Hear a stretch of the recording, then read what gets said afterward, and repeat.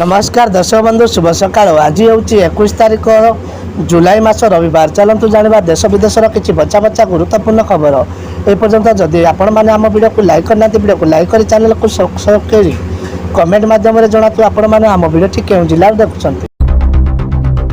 महिला bank account को आसवा पूरा 1000 टंका एवं आकाउंट चेक करूँ। हाँ दर्शक बंधु प्रति मासरे आसव 1000 टंका।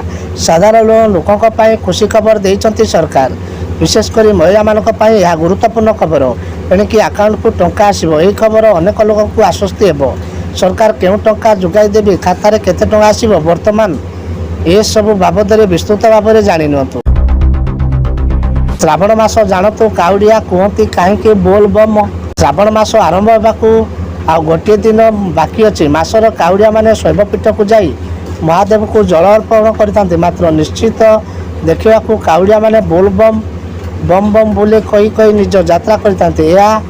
मात्र एपरी कहबार कारण जानतु। चलित वर्ष श्रावण मास 22 जुलाई 2024 रे आरंभ होबो। मोदी एक्स रे फॉलोअर संख्या छुईला 100 कोटी। शुभेच्छा जनइले Elon Musk. Billionaire Elon Musk प्रधानमंत्री मोदी को सोशल मीडिया प्लेटफॉर्म एक्स दुनिया सबुठारु अधिक फॉलो करथिबा नेता पई शुभेच्छा जणाइछन्ति। वर्तमान प्रधानमंत्री निज एक्स हैंडल राजनेता मानक भेटिबा एवं कार्यक्रम फोटो शेयर करछन्ति।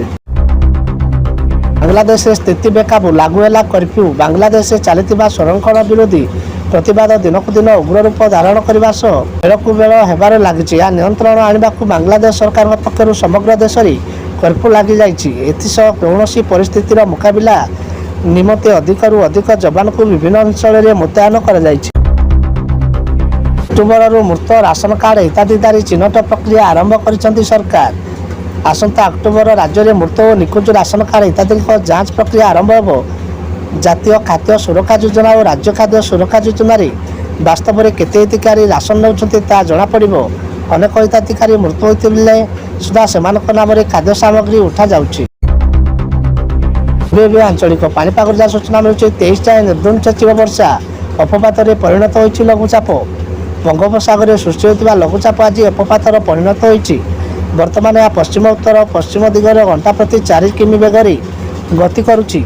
एवं पुरी ठारू दक्षिण पश्चिम दिगरे 40 किमी दूर में गोपालपुर पूर्व उत्तर पूर्व दिगरे 60 किमी दूर में रही अपपात। आज सकाल सुधा अपपात उत्तर पश्चिम दिगरे गति करने पुरी दे ओडिशा उपकूल अतिक्रम कर